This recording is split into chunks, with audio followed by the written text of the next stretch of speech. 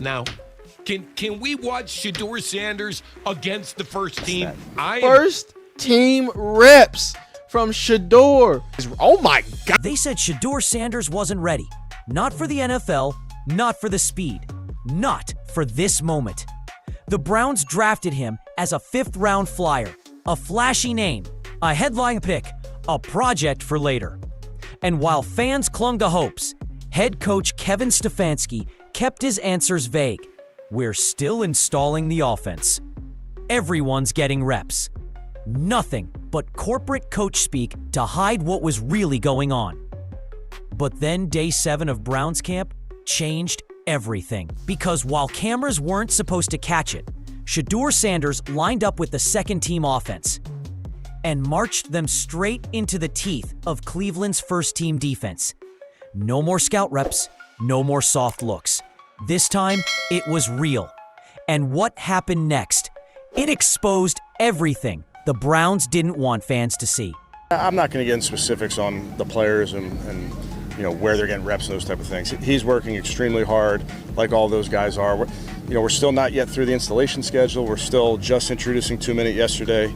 We'll introduce some different. From the moment training camp started, Kevin Stefanski played the game like a politician. Every question about the quarterback rotation, dodged. Every mention of Shedeur Sanders, deflected. He told the media it was still early, that they were just getting everyone installed, that it wasn't about reps yet, it was about learning. But here's the thing, no NFL coach ever actually hides a breakout QB, unless they're hiding something else. While Gabriel was getting clear reps with the second team, visible, recorded, and noted, Shedeur was nowhere to be seen. Fans started asking questions. Why was the more talented quarterback buried? Why was the Browns' most high-profile rookie being treated like a walk-on? Stefanski stayed quiet. He didn't confirm anything, didn't deny anything, just smiled and moved on. So what really is happening is he's going to have to be spectacular. But behind that calm demeanor was a calculated plan to control the narrative, to protect the pecking order, and to make sure the quarterback battle stayed exactly where he wanted it, out of public view. What he didn't expect was that day 7 would blow the lid off everything. While reporters huddled around the usual names, something unexpected unfolded on the other field. No big announcement, no PR alert, just a quiet quarterback switch that only the sharpest eyes caught. Shedeur Sanders was suddenly taking second-team reps against the Browns' starting defense. This wasn't some closed-door scripted scout look. This was real football. Pads on, defense flying, stakes raised. And Shedeur? He didn't flinch. On his first snap, he completed a clean pass under pressure. Nothing flashy, just precise and quick.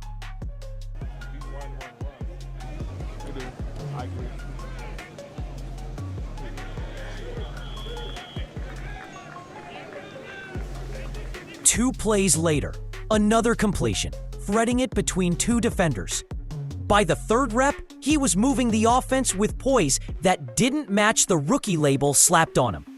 The Browns' top defenders, Myles Garrett, Denzel Ward, were taking it easy. The pass rush was relentless. The coverage was tight. But Shedeur didn't fold. He adapted. This wasn't just a rookie holding a clipboard. This was a quarterback competing and holding his own under live fire. Most fans missed it. Even some of the media missed it. But for those who saw it happen, one thing was clear. Shedeur Sanders was officially in the fight. Most rookie quarterbacks are eased into the NFL. They get soft reps, safe throws, controlled environments. But not Shedeur Sanders. Diamonds dancing this morning today, ain't they? Yeah. Did he have that on yesterday? I think he did. I The moment he stepped in against the Browns' first-team defense, it wasn't just a test, it was a firestorm. The pocket collapsed in seconds. Myles Garrett came screaming off the edge.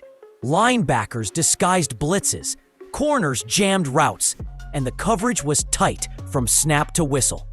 And yet, Shedeur didn't panic. He moved with calculated calm, shifting protections, reading leverage, and throwing darts under duress. Not every play was perfect. A few near sacks. A misread on a slant, but he never looked out of place. What made it shocking wasn't just how he survived it. It was how he thrived in it. Shedeur threw a laser to the sideline, hitting his receiver just before contact. On another play, he bought time, rolled out, and found his tight end across the middle against a Pro Bowl safety. The defense was barking. The sidelines were stunned. Yeah. Football obviously is football. He's a huge piece of our defense. But just at being a brother, like it's bigger to me. It's bigger than the game of football. A guy that I've seen since the offseason started, been putting in a lot of work. Been one of the last guys to leave the building every single day. A guy that just brings passion, energy. I'm gonna definitely miss him out there as a brother. I'm gonna miss him every single snap. I definitely feel for him, but I know he'll get through this and he'll be back to his form. This wasn't supposed to happen. Not this soon, not against them. And it begged the question, why was this kid ever buried on the depth chart in the first place? From the outside, Dillon Gabriel looked like the safe bet. More experience, a polished college resume, and most importantly, he was the system guy. Gabriel understood the offense Stefanski wanted to run. Quick reads, rhythm throws, smart decisions. He was steady, reliable, predictable. But that was the problem, because while Gabriel was doing everything right, he wasn't moving the needle. His drive stalled. His throws lacked zip. There was no spark, no threat, just routine. The coaches wouldn't say it publicly, but insiders noticed it. Every rep Gabriel took felt scripted, mechanical.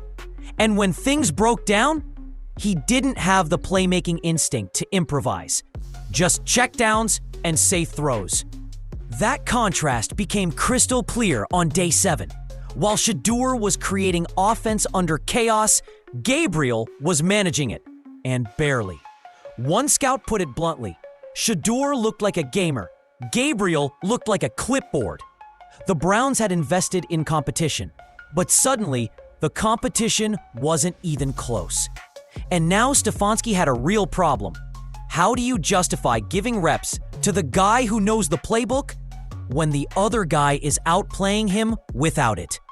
NFL locker rooms know before the coaches do. They see the reps. They hear the throws. They feel the momentum.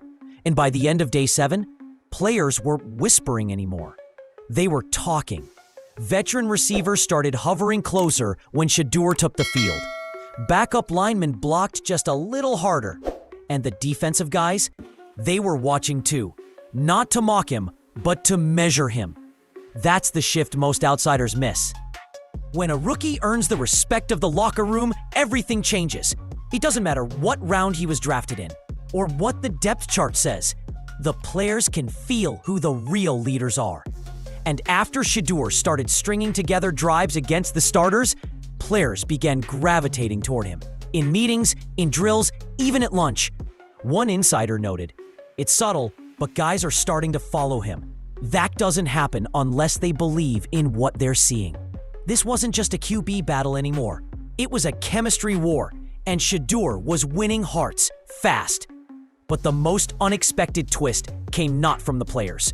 It came from someone upstairs. When the owner shows up to practice, it's usually ceremonial. A handshake here, a photo op there, then back to the suite. But not this time. Jimmy Haslam wasn't on the sidelines for smiles. He was watching closely, and word around camp was he wasn't watching Dillon Gabriel. Midway through 11-on-11s, Haslam stood near the defensive coaches, arms crossed, eyes locked in, as Shedeur led a drive. Completion! Scramble! First down. He didn't say a word, but everyone noticed. Then came the moment that changed everything. After Shedeur hit a touchdown on a rollout, threading the ball past 2 defenders, Haslam nodded. One nod, one gesture, but it was enough. Moments later, Stefanski was seen in quiet conversation with Haslam. No smiles. Just serious talk. Some inside the building say Haslam's message was simple. If he's good enough to run with the starters, let him run. Whether that's true or not, what happened after that moment wasn't subtle. Shedeur's reps increased. He moved up in the rotation, and the tone of practice shifted. This wasn't just Stefanski's decision anymore. The owner had entered the chat. For days, the Cleveland media stuck to the company line. Gabriel was the front runner. Shedeur was the project. And Stefanski, he liked what both quarterbacks were doing. But that story didn't hold up much longer. Local beat writers began tweeting clips of Shedeur's throws, and they weren't just practice highlights. They were NFL throws, tight windows, off platform, against the blitz. Then the national outlets picked it up. Shedeur Sanders lighting up Browns camp. One headline read, "QB controversy brewing in Cleveland?" asked another. It wasn't hype anymore. It was performance. Even skeptical analysts began to flip. He's not just a name. One ESPN insider said, "This kid can play." That kind of buzz puts pressure on everybody. Stefanski, the front office, even the locker room hierarchy. Because once the media starts running with it, the fans follow. And now, social media was flooded with demands. Start Shedeur. Let the kid cook. We see it. Why don't they? The Browns had tried to control the narrative, but the truth had leaked out, and it was impossible to ignore.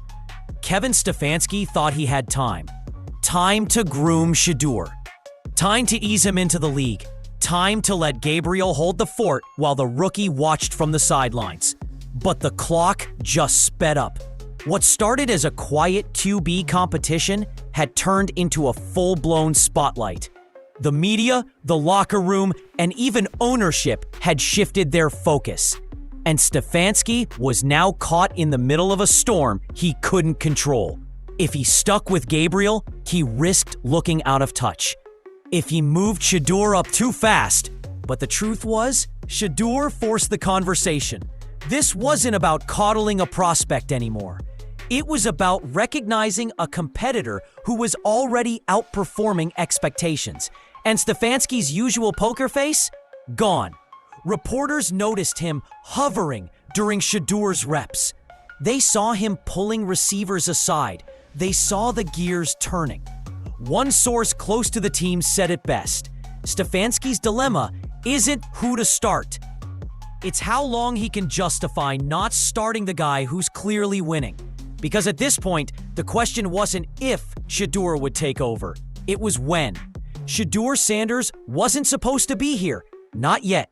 Not taking reps with the starters. Not outplaying Dillon Gabriel. And definitely not turning the Browns' entire QB room upside down. But here we are. A rookie most scouts wrote off as too raw is now the biggest storyline in Cleveland. He's got the locker room leaning in. He's got the media buzzing. He's got ownership watching every snap. And Kevin Stefanski? He's got a decision to make, one that could define the entire season. This wasn't a PR stunt. It wasn't about hype or headlines. It was about a young quarterback walking into camp, shutting out the noise, and simply taking over. They told us he wasn't ready. They told us he needed time. They told us he wouldn't see the field this year. But Shedeur Sanders didn't ask for permission. He just showed up and changed everything.